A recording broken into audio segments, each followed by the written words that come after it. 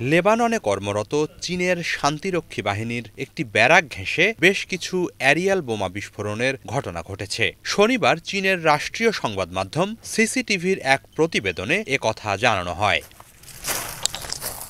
CCTV জানায়, একটি পাহাড়ি এলাকায় অবস্থিত ওই সেনা ব্যারাকের প্রায় ৭০০ মিটার দূরত্বে ওইসব বোমা বিস্ফোরিত হয়। এ সময় ধোঁয়ার কুণ্ডলিতে ছেয়ে যায় চারপাশ।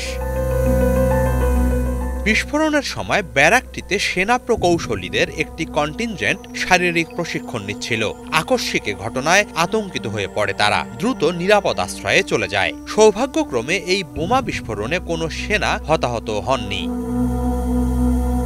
তবে ব্যাপক বিস্ফোরণের শব্দে ও বোমার ছিটকে আসা খণ্ডাংশে ব্যারাকটির উল্লেখযোগ্য ক্ষয়ক্ষতি হয়েছে বলে জানিয়েছে সিসিটিভি। পরিস্থিতি শান্ত হওয়ার পর ব্যারাকের অবকাঠামো পরিদর্শনের সময় বেশ কিছু দরজা, জানালা, সিলিং ও কাঁচ ক্ষতিগ্রস্ত অবস্থায় পাওয়া যায়। এছাড়া ব্যারাক সংলগ্ন সিমেন্টের রাস্তা ও গাছপালাও ক্ষতিগ্রস্ত হয়েছে।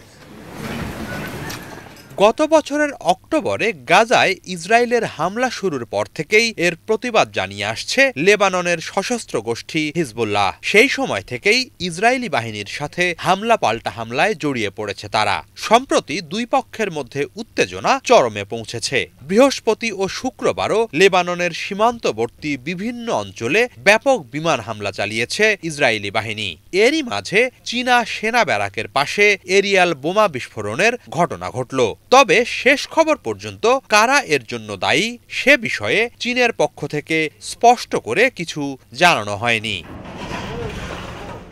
হিজল জোবায়ের, বাংলাভিশন।